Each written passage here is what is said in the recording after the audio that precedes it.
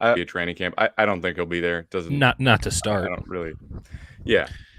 He'll take some fines, right? Like he'll eat it. And I think that what was the deadline we Yeah. set? Like first preseason game is when we get down to brass tacks. First Um, preseason game costs him about $1 million. Well, yeah, and he's more like 557. right, Something like that. but then you combine, money that we don't have, and I'm not Right. even sure he has. If we're being honest, I think he's a fairly fiscally prudent guy, or prudency. I don't know what I was trying to say there. I started drinking at 10 a.m. and it's it. Listen, having to pay a fine of six figures is not anything that anyone should scoff at. I don't care how rich you are. And when you're talking about, Brandon Ayuk, who's set to make 14 million this year, what did he make last year? Like 7, 8 million, something like that. I think I don't know how. I don't it's know his how rookie liquid deal, this guy so. is. That's all I'm saying. I don't know how liquid this guy is, and he'll be testing that liquidity pretty quickly. I know it's all technically a tax write-off, but I wouldn't be too keen on having to write a check because, by the way, talking to some folks the last couple of days, like the 49ers really cannot forgive that unless he signs a new contract. Like, Oh yeah. I mean, they can, but like they won't, and it's kind of tricky. Like I know that it's you're allowed to do it, which is why like hold-ins are a thing and all this. I think he shows up at some point. I think he immediately goes out there, pulls a hammy, just goes. I think he and Cam Latu are in deep consideration right now on like, Cam, how'd you get out of ever having to play football? And it's like, oh well, I was terrible, so they told me to stop playing. And Brandon Ike's like, that's not going to work for me. So how do I get injured? how do I tweak an ankle? How do I have a knee swell up on me? Because I think a hold-in makes a lot of sense for him on the basis of they can't fine him, but also it extends the negotiation window and legitimately like gives him probably the strongest bit of leverage he has in these negotiations, right? I was gonna say, I honestly think a hold-in is more uncomfortable. Puts a little bit more, like, especially like, I don't know. Pearsall, I think, given what we saw at OTAs, like we're Yeah. optimistic on him. But if he like struggles at all and Ayuk's just there, sort of grinning Mother, on a side field, motherfucker's on the NFI. He's not even yeah, playing. That's the thing. right, Like that, you think yeah, to the, we'll see. we We'll talked see about what all the that time is. in minicamp, right? Like, hey, if Pearsall's out there and kicking ass, the 49ers are going to be like, nah, we're good. Like, we're not going to give Brandon Ayuk Right. $27 million a year. But if Pearsall's not out there, then it's Jacob Cowings. And I go on Larry Kruger's streams every week, and he seems to think that Jacob Cowing is the truth. And I think that, I love Larry. This is not a shade at Larry, but Larry's riding the heater from calling Brock Purdy. And I'm really feeling like he's overdoing it a bit sometimes with like the Jacob Cowings. Like, we all like Jacob Cowing. I don't think anyone is out here saying that Jacob Cowing is the Deebo Samuel replacement, the Brandon Ayuk replacement. Like, he's a nice depth receiver who has some upside. Yeah, But he's a quick, undersized receiver who can. We'll see if he has the burner speed. Like it seems like he may have that. We'll see, depending on, can he take the top off of defense? But he really runs like 3 routes, yeah, and is more of like a really like, oh, this is like maybe a big play threat, a guy that you can work in, yeah. not a guy you want to be like, okay, this is our number 2, at The least in my upside of book. him is We'll see. Tank Dell, right? Like, that's the Right. upside. And it's cool that Tank Dell did that year one, but like, it's not as if every year you just get a Tank Dell. Like, it's just not a thing. So you're looking for that maybe in a year or two, but the Niners cannot reasonably go into the season without Brandon Ayuk and think that their Super Bowl chances are the same as they were. And without Pearsall being out there playing, it gets a little tricky. Yeah. Because that was a point of leverage for the 49ers. And ultimately, I'm kind of sick of talking about leverage. It's on Brandon Ayuk to just say, hey, man, that offer that I'm holding strong to, like, I'll bring it down a little bit. And the Niners will be like, oh, you know what? We were acting ridiculous too. We'll come up a little bit. And then they actually start talking. Right. But right now they're not even like talking. They're not even doing business. And they're just doing stupid PR stuff. And it's the Niners are always content to just say, all right, they don't if have you to want do to make shit. this right, if you want to make this weird, like, hey, we want to pay you a lot of money, just not that much money. And if you're going to Yeah. be annoying about it, believe us, we can be much more annoying than Just you could because we're possibly bereaved imagine. doesn't make us saps, to quote Right. Walter from So, the Big Lebowski. like, I still think it will end up getting done. I'm interested to see more than anything. I'm interested to see how Ayuk handles it and whether he stays away Yeah, and just goes, "Oh God, I've made a huge mistake. I'm eating money left and right," totally. Money or he doesn't if have he yet. just or if he just holds in and makes it uncomfortable while being in the building, and then eventually a deal gets done in a couple weeks, and we'll What's see. the drop dead date for the 49ers? Like, at what point are they They like, say no we're not deal. even, we're just not even dicking around with this anymore. Show up or get fined to bejesus. Like, second preseason game, third after the third, because there's like 2.5 weeks after the third preseason game. I think it's against the Yeah, Raiders on a Friday. It's like 2.5 weeks there, but it's not a lot of practice time. Like, that's the killer, right? You're trying to repeat as NFC champions. You're trying to go to the flipping Super Bowl and this time win it. And say what you will about the chemistry and stuff that we saw last year with Brandon Ayuk and Brock Purdy. Like, this is Brock Purdy's first training camp as a starter. This is his first training camp where he's right. getting all the reps. And And I he's not know that rehabbing. he's not rehabbing like he was last year, where he showed up and then he's like, well, throwing a football more than 20 yards can make my elbow explode. So maybe we don't do that. And then, the one before, he was the fourth string quarterback. So it's like, dude, this is the first chance that Kyle Shanahan has the opportunity to like really install some new interesting stuff. I don't think he got that opportunity last year. I think that was evident in how they handled their offense last year, which was still exceptional.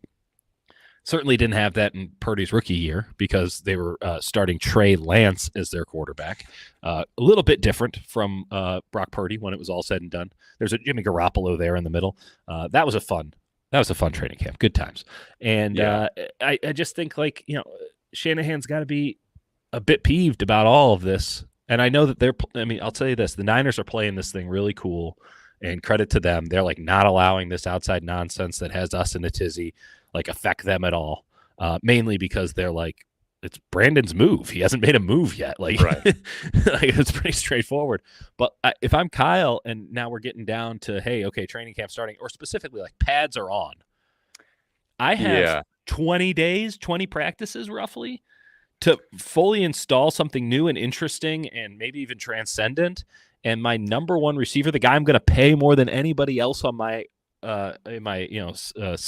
skill core, isn't here to learn these plays. Like, that tee me off, man. That tee me off. I think so. Looking at we've got this first week, second week, third week. At the end of the This third is how week weeks is the go. first Yeah. preseason game. I don't know if you folks are familiar with the concepts of Weeks? of weeks, but it's 7 days, and then 52 in a year, right? 52 in a year. You're on this, man. You're locked in. Ready for the season. I hear there's 18 of them.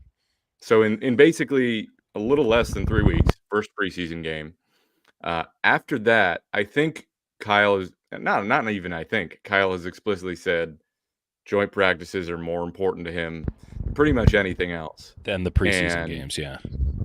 I think you've got on the 15th and 16th is when you got the joint practices in Southern California with the Saints, which is hilarious because then you fly back up and they have the game at Levi's. Yeah. But I think the classic tech commuter move right there. Right. I think an ideal would be like, hey, let's get him for one of those practices. Now, does that happen? Like, if you, what's the ramp up? Like, hey, go out there and play the Saints. I mean, I'd like to think that there's a little bit that goes into it, but you're right. You want him there. You want him there. You want him there from day one. But in order for that to even happen, he'd probably have to be there the week leading up to that first preseason game. You got 3 practices, then 2 more, then you go down. So I kind of don't think he'll be available. I kind of think this is going to go until after that. You think he's going to? Oh, really? Okay. I think it will be. I think that push will come to shove, and that day before they go to Tennessee, because the first preseason game's Tennessee, off the top of my head. Right. Look Start at me outside on top of this. Yeah. Which I cannot wait to stay as far away from as possible. But I don't know any of these bands anymore, Jake. I don't know any of them. Yeah. Though me being the hipster douchebag I am, I do have Tidal, and I just put on I just wanted to listen to an Arctic Monkeys song the other day, and I've just been riding the suggestions since then. I've been on like 4.5 days and countless hours driving on just rocking like mid to late aughts Yeah, indie rock. I mean, it's just 10 out of 10, Jake. You wouldn't even that'll know. I'm do it. putting on the tight jeans, getting the bangs going. It's great stuff. Love that. Everyone, Love that for you. everyone thought the OC was a great show. Are you Regardless, showing up to camp like that?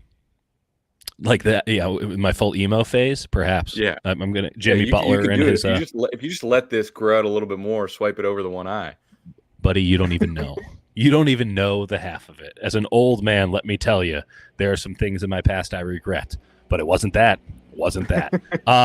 So I think push comes to shove before that first preseason game, because I do think that at that point, right? What's the thing Bob Myers always said, and John Lynch has stolen a lot of, like, deadlines create actions, more or less is the Yep. phrase. They each have their own sort of twist on it, and I think that that's when the big fines start to come in. That's when the 49ers are like, okay, let's do this. You're either going to sign a contract or you're just going to play on your 5th-year option. But like, we're done with this whole you not being here thing. And for Brandon Ayuk, it's going to be, I guess, in that situation, as I just laid out, like the last chance for him to land that big cost certain contract. So I think Yep. they'll both nut up to the table by that Yeah. first preseason game. And I wouldn't be shocked if he was on the sidelines in Nashville, just hanging out, talking to Vern on the preseason broadcast. Get the stool out, have Vern interview him, first interview post Probably new will be. contract I signing. can see it. And Yeah. I'm so excited to aggregate it, Jake. I'm so excited. It'll be awesome. I hope for KPIX, not CBS. I hope for Ayuk's sake, the discrepancy is over guaranteed money and not APY. Because if this is like I want to be at this per year, the 49ers are offering a big amount of guaranteed money. That's very concerning. I would assume guarantees are a huge part of it. At the end of the day, like, you either have a big contract or you can spin the roulette wheel and probably get franchise tagged and have uncertainty. Yeah. I think at the end of the day, you go, okay, whatever, 27 and a half, 28. Oh no, how tragic. It does feel as if he's cutting off his nose to spite his face a little bit, because the cost certainty of $28 million a year over, there's nothing with 30. The denominator on 30, 31 million, which is what he wants, is 0, because you're not getting that contract. So if he had serious leverage, if he had the 49ers by the sack, he could do this, but he doesn't. He has no leverage. He has minute points of wiggle room that he has botched entirely. I would also like to note something. Brandon Ayuk's agent is John Lynch's agent. Did you know that?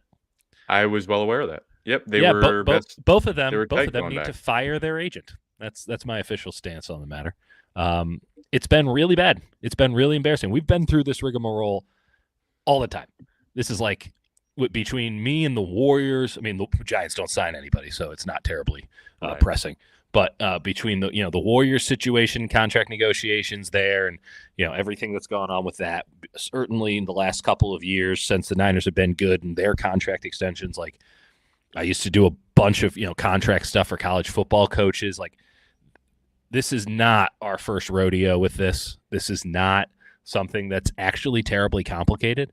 Like, I love how it's always presented as this incredibly complicated thing. And it's like, yeah, there's a lot of legalese that goes into the final draft. Right. Most of that stuff's boilerplate and never even gets discussed. No one's coming in with, minute clauses.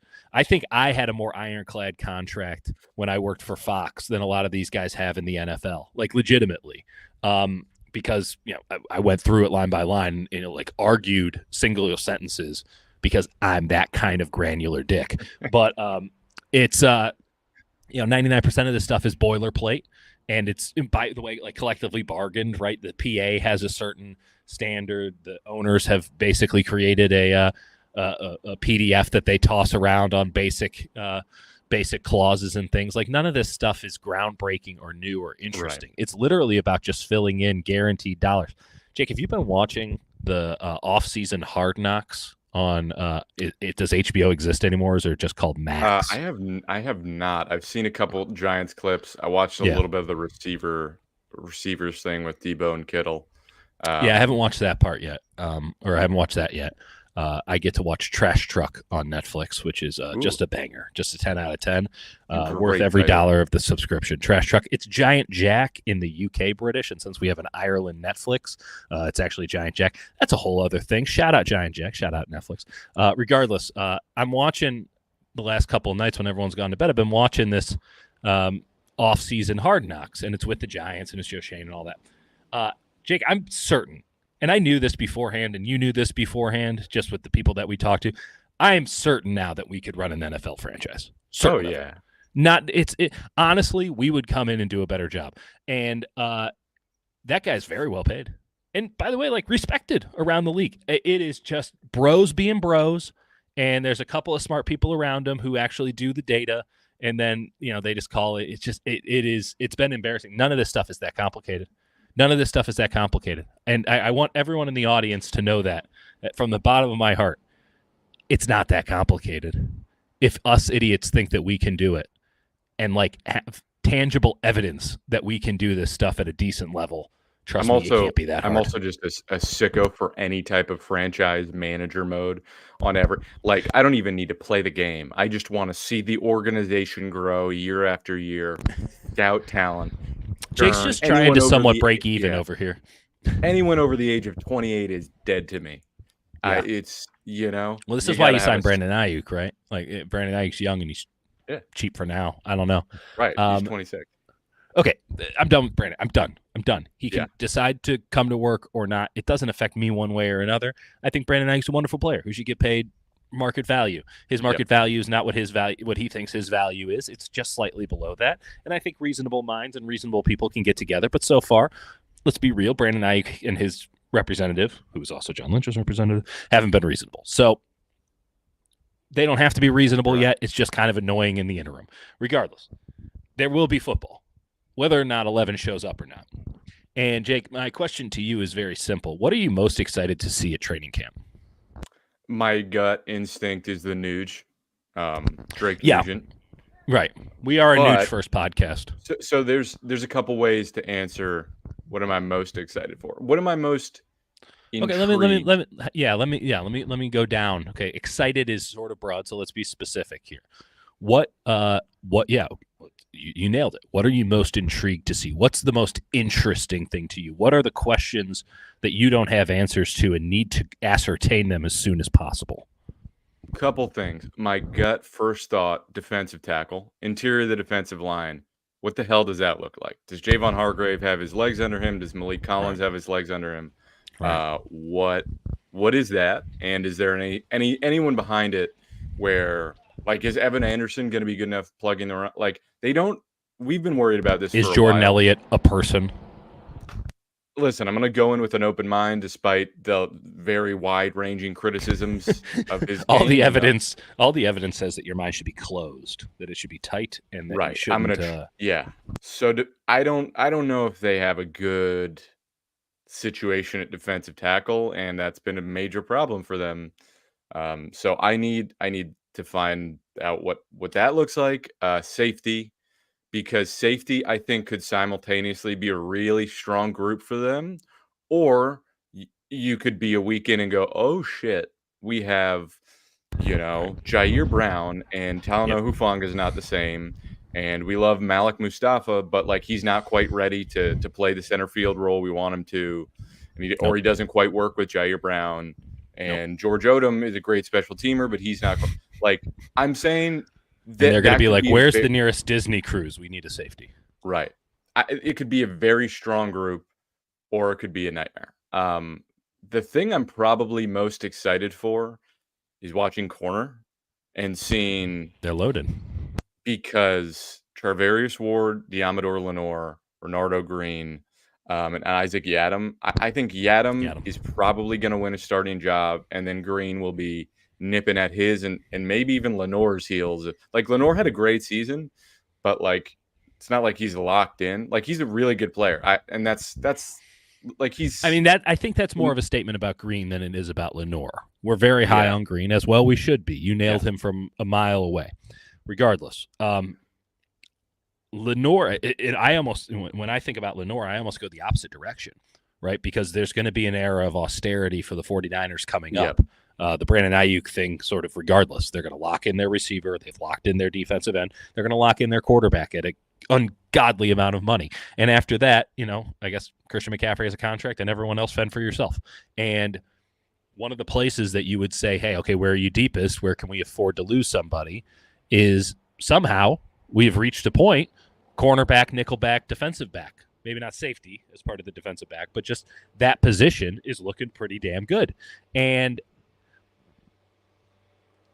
if I'm Lenore and I have another year like I just had, which is a big if, but I have yep. another year like I just had, there are nickelbacks now getting 10, 12, maybe 15 by this time next year, $1 million a season. And if I'm the 49ers, it's like, we're a base 4-3 team. Like, as much as the nickel is vitally important, like the 49ers, I don't have the numbers in front of me, but they're still kind of holding out this notion that you can play 3 linebackers in the NFL, at least on first down. And I just think that he's almost in a position where he's going to price himself out, as opposed to Renardo Yeah. Green's going to come in and steal his job. I think, And maybe those that's two things aren't completely mutually fair. exclusive. Yeah, Maybe they aren't. no, I think that's completely fair. I think it sets up a situation where if Yadam plays well enough, like he's going to be exponentially cheaper than Ward. Yadam's on a 1-year deal, though, right? Right. Where I'm saying like if it's between him and He Ward steps and up. Yadam plays well enough, like that could be the pairing next year. I think defense has a lot of question marks. It's got a lot of upside. Linebacker is interesting because I don't quite know what that's going to be. What Devondre Campbell is. Right. Like if he's the best version of Devondre Campbell, great. They have that question answered until Dre Greenlaw comes back. Excellent linebacker 3 years ago. Right. But if he's not healthy and he's had Jake, let me ask you this. Do you hold out? It sounds to me, just based off of what you said, that you hold out hope that Dre Greenlaw is going to be Dre Greenlaw again. I don't. I like Dre Greenlaw a lot. He's obviously a blast of a player to watch. He's an impact player, all these things. I am very strictly in the I have to see it first before I ever pencil that in. Oh, even no, he comes back. Well, what's he going to be when he's back? Like, that's fair. I have no hope coming off an Achilles, a man whose entire game is predicated off of exploding through other dudes' bodies without elite level athleticism to start. We're kind of in the Klay Thompson range here. Remember the old Klay Thompson? Well, his game isn't predicated on athleticism, Dieter. Well, what happens when he gets zapped of the athleticism he did have, right? And if his game is all instinct and tenacity, and it's like, I really worry about what Dre Greenlaw looks like in a post-Achilles world. And I hope that all these fears are unfounded, but like until they're proven otherwise, well, boy, I can't count on it. No, I'm with you. I think there has been an element of when Dre comes back, which is sort of the party line by the 49ers. And I think they love to say sometimes when it's the offseason, you just sort of repeat that. Yeah, like when he comes back. But it's like, no, let's think critically. Like it's an Achilles, and this is a guy who plays murder ball, needs to like fly at people. So you don't know. I really also any hesitation is death. And what's he got now? He has built-in hesitation. I worry it's not going to look great next to Warner, and they're going to be like, all right, come on, we need Dre back. And like, that's something that takes time, and you really need to like give him that time. Yeah. Like, is Tatum Bethune going to be in I don't know. Well, we'll see. There's part of me that looks at the situation that they have, and they've almost had somewhat of an inverted linebacker core, right? So Dre Greenlaw's off ball, but Dre Greenlaw, you don't really want out in space. You want Fred Warner to be out in space.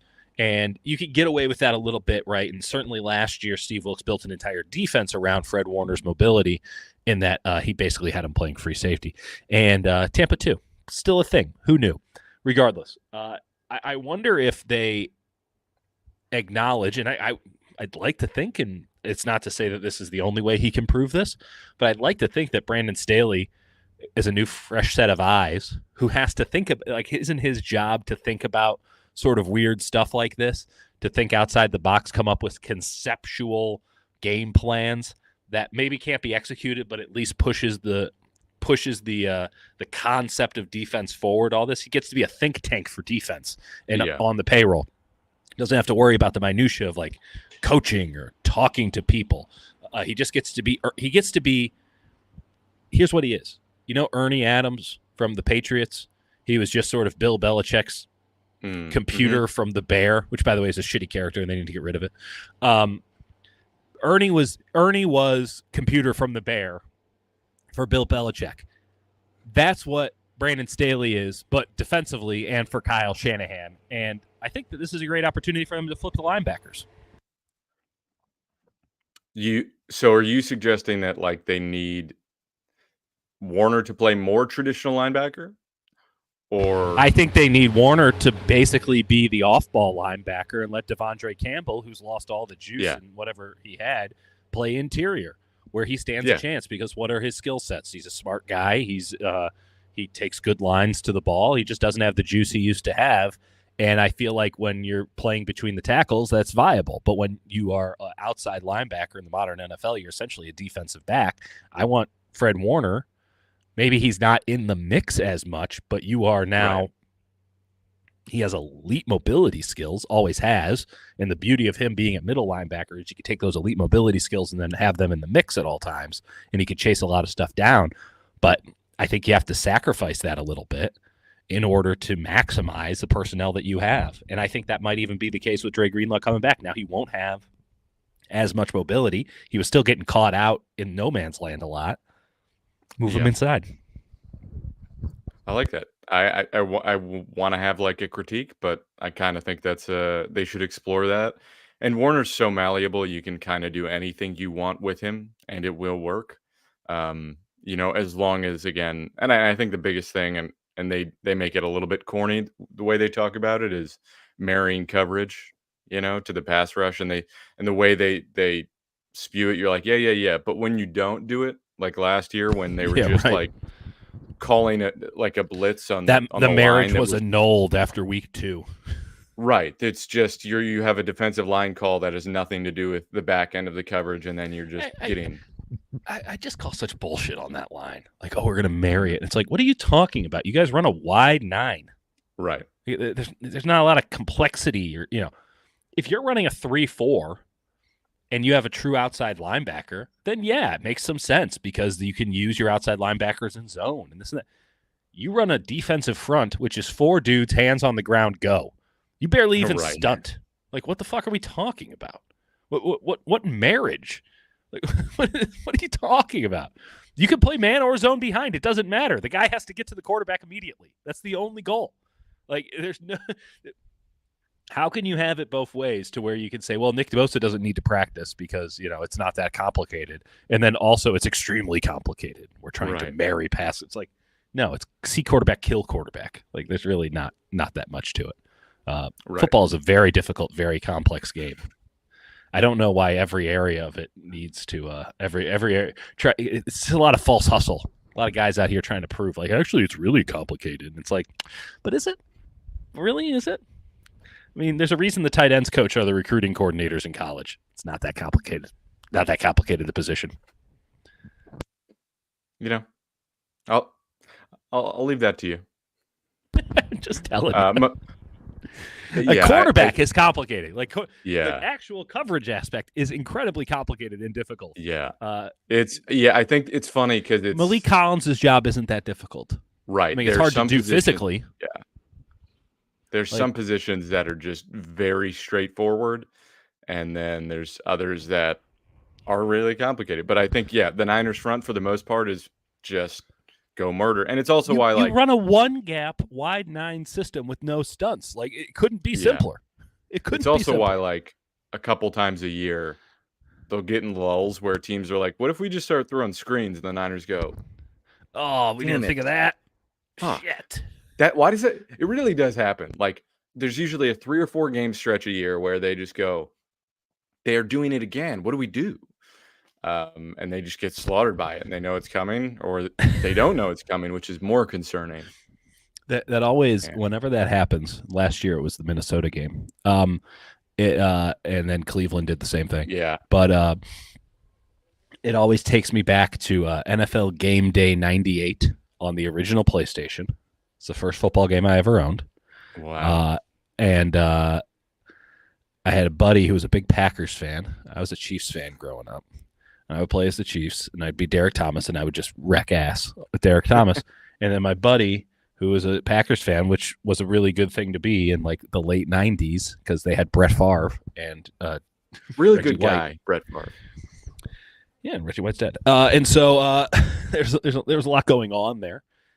Something about Green Bay Packers quarterbacks, I just can't put my finger on it. Regardless, he would run. He figured out there was a play where it's just a screen to BB. That was the name of the receiver, BB. And I couldn't stop it. It was like 30 yards every time. And I'm 10 years old, and I'm just trying my damnedest to stop. And I couldn't stop it. And I maintain today, with all I have learned about football in the last 25 years, I probably still couldn't stop it. And every time I see someone get a screenplay for 25 yards, I'm just back in my basement in Oak Park, Illinois, just getting wrecked by BB. And he was ruthless. He would run it every single play. And it would just be like 49-0. That's what I need to do with Western Kentucky. You know? Yeah, tell me about the Western Kentucky thing. This is far more important than anything else that's happening. So many people are aware the NCAA game finally came out. I played it for about 30 minutes, and then it crashed on me. But in that time, I started recruiting. Can't tell if I'm doing well or not. Simmed 2 games. Simmed the first one by accident. Second one, I went, I don't know what this recruiting thing is like, so I want to sim and then I'll play. And then the next game, I started playing defense, getting cooked. Again, I'm playing on Heisman. Yeah. You have to. Oh, really? But that's a standard that you don't have uphold? to. I'm just sick. So I probably should change it, but I can't stop anything on defense. I'm running like a 3-3-5 because that's like the only like the old like 30 stack, Carl Pelini 30 stack. It's not going well. I don't have the personnel to run it. I don't have. Ironically, Western Kentucky was one of the originators of the 30 stack. I was around during the old Conference USA days. It wasn't even Conference USA. That was Sunbelt. So the 30 stack was a big deal. But my offense, I got one receiver who I can just fucking launch it to. Malachi Corley. We'll see. Basically, Western Kentucky always has like one like sneaky good wide receiver. Yeah, and then there's Malachi Corley. Okay. Massive. Anyway, we're really excited to see the Nuge. What storyline? And this is a bit of a red herring question. Like, what thing that people are talking about? People, the general vagity of people. Mm-hmm. What storyline are people talking about that you are just like, that's not interesting, and I don't care? Going into 49ers training camp. Like, what thing is getting totally overhyped? It's tough because I think the Niners are in a position where they're simultaneously still the most talented team in the NFL, and they're a little boring, which is why, like, the Ayuk thing, because it's just like, oh, yeah, they're really good, but they're a year older, and are they ever really going to do it? I think the most boring subject is Brock Purdy a top 10 quarterback? Because it doesn't matter. Doesn't matter. He's very, very good for what they do, and if he can get a tiny bit better, they got a really good chance to win a Super Bowl. He can win the MVP if he gets a tiny bit better. Yeah, he came in like 4th place last year. And he didn't have to rehab this entire offseason. So there's like a pretty good reason yoked to suggest that he would be better. So that is born to me. I saw the weirdest thing I saw, and I didn't really read it, is someone going, heaven forbid, Bill Belichick could be a candidate for the Niners coach in 2025. And I went, they're never firing Kyle. Someone said it somewhere. I got asked about that the other day on a radio hit about because Bill said he wants to come back and coach. Yeah, next year. I mean, that's cool.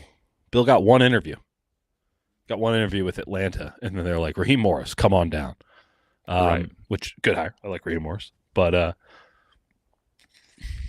Bill should spend more time with his 24-year-old girlfriend. That's my official stance on the matter. Yeah. I mean, listen, Bill on TV is pretty great. Like Bill on TV is great. It's a weird Bill's juxtaposition with content's some of the outstanding. people he's on TV with, but Yeah, other than that.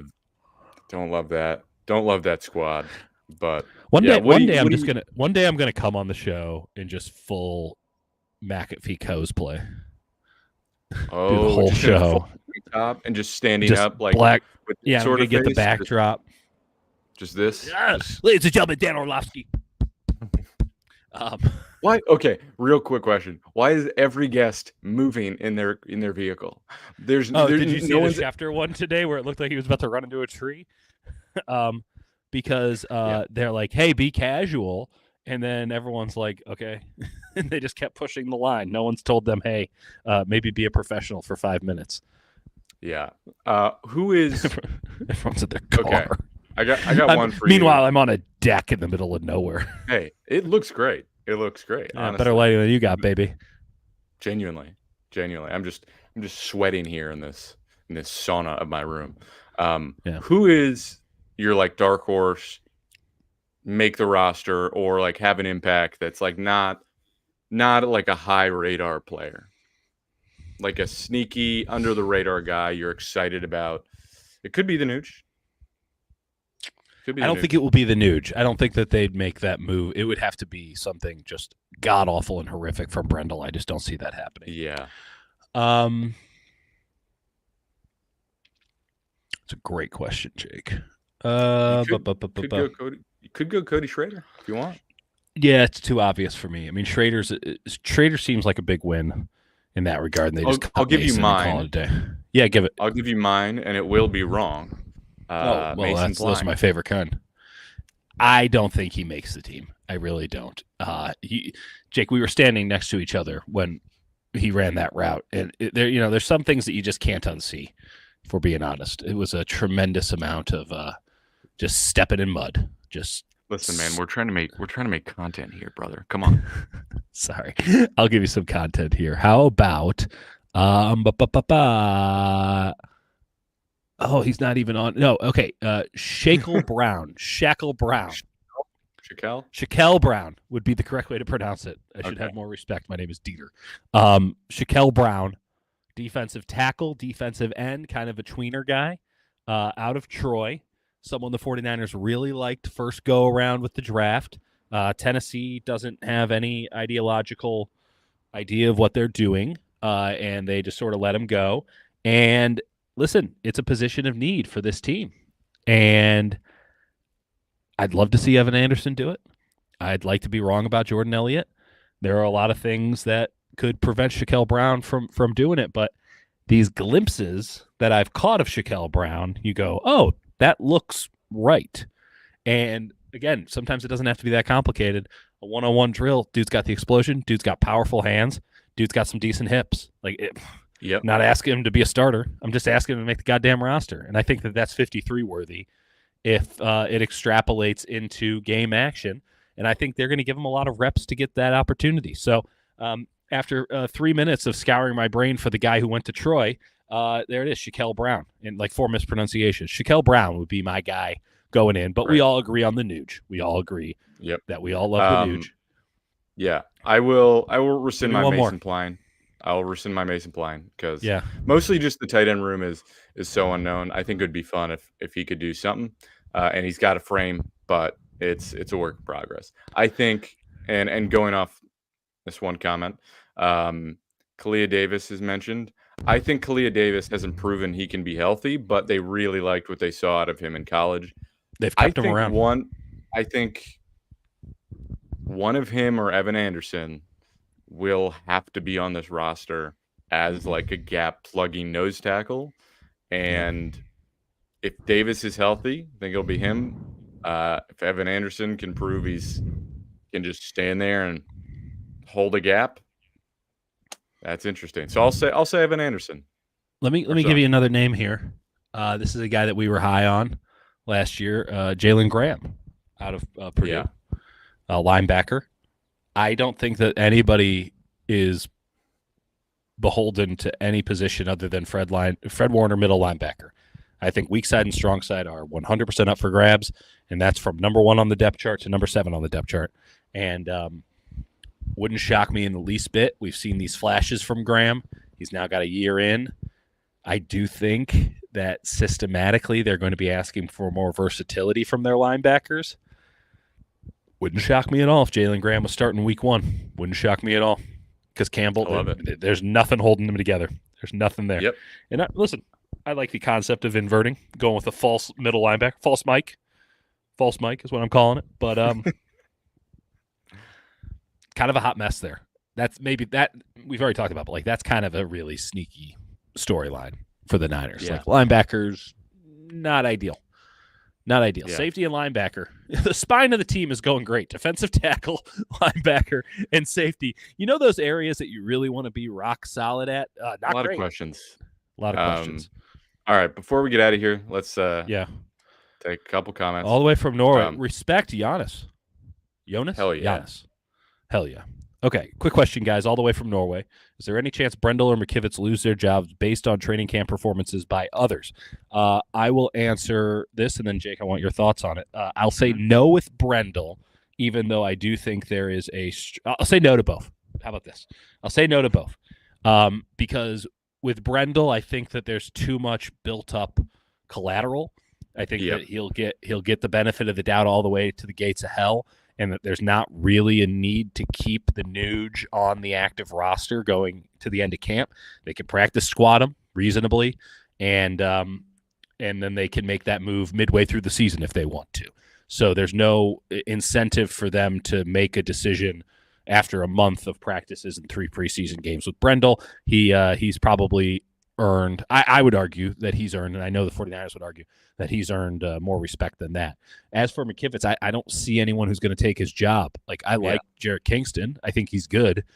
There's no world in which I can imagine him being the starting right tackle for this team. They just gave him a new contract. No, I know people are PO'd about the offensive line. I can understand where they're coming from. I'm not saying it's wrong. Trent Williams is perhaps the most important player in football this year. That's my takeaway on all of this. Trent Williams, if he doesn't, we saw what happened in the Super Bowl, right? He was a shell of himself. He sucked. He sucked by Trent Williams standards and kind of by like regular offensive lineman standards. He was like bad. And the entire 49ers offensive line fell apart. And this is an offensive line that's only average because they have a great, legitimately all-time great left tackle who's not even in the prime of his career, but his prime and heights were so high that the downslope is still better than anybody else. So if, Jake, we've talked about this a million times before, big tree fall hard. And when it goes for big guys, it goes fast. Little guys can wiggle their way through. Big guys, there's no maneuvering. It's when it's over, it's over. And I don't think that's what happened with Trent Williams, but all of those things that he could sort of get over, right? Those nagging injuries, the stuff that accrues throughout a football season, he's not getting over it as fast. And he's having to take games off because of it. And you get to the Super Bowl, and he's just a shell of himself from all of that stuff. And by the way, Kansas City's defensive line, too, they deserve some credit. But if they don't have top of the line elite Trent Williams, I mean they're cooked. They're absolutely cooked because I think Brock Purdy's the truth. You love all the skill position players. Yeah. It does not matter. It does not matter if you don't have the protection. Trent and Debo went out, they lost 3 straight in the middle of the year. Like it was in the wide receiver doc. It was like, Debo Samuel went out. It's like also Trent Williams went out. Like one of those things is more important than the other. Debo's very important. He's not Trent Williams. Yeah. So, and to answer this question, I don't think either one can lose their job based on training camp unless it's also center. Like I don't think anyone on the roster can possibly beat out McKivitz in camp. I think someone could show well enough to be to make them think that it becomes maybe imminent. Yeah. Right. To make them think, all right, there's a chance middle of the year, Brendel's not playing well. We have a guy here. But the way they value center and the amount that's put on them to make the calls, to make the checks at the line, they're not giving it to somebody else. They love having a veteran in the system. I think both those guys are locked in. Agreed. 100%. But man, it better work. Yep. Yep. fans are just teed off, and I can't blame them at all, man. It better work. That makes 71 the most important guy on the team. And when do you think we'll even see 71? Will he just be there? Will he even show up, or will he like have like a solidarity with Brandon Ayuk where we just don't see him? Yeah, he'll just hang out. Yeah, I mean his external. If you were to just take him on like how he acts or like how he is treated in a locker room, you would think he's the biggest diva ever. But he's just like a big teddy bear. He's like such a sweetheart. I really like. I love. He's probably my favorite person to talk to. He's like the best dude. On the 49ers. But like two lockers, never practices. Just like the amount of right. But it's not like literally has a carpet. Right. And everyone's like, yeah, he should. Like he needs it. Like he must have it. And we're all like, I agree. But when does this shit start up, Jake? When does all this shit start up? Yeah, when do they show up? Yeah, so we got John and Kyle tomorrow. Get to go down. Ask them questions about Ayuk, get nothing, and then go, okay, so how was your summer? Did you guys read anything good, or did you The Alchemist mustache? No. Yeah, exactly. And how then, who's gonna can we do a quick media odds on who's gonna ask about the mustache at Christian McCaffrey's wedding? Oh, it might be me. But not. I would have had you as plus odds, but not during the course of sort of like someone's doing it during. Yeah. In fact, let's just do vaguely. Let's just set a line right now. Do you even think 50-50? Or is it such a certainty? It's a certainty in my mind. I'll give you the plus on it. I think it's like minus 190. Someone asks. I'm gonna let it ride. And if we got a lull at the end, I think it's my journalistic. Someone has to ask about it. You know, because you think it will be shaved. Yeah. Okay. Well, that's another whole other bet. Is Kyle show up with the mustache tomorrow? I don't think so.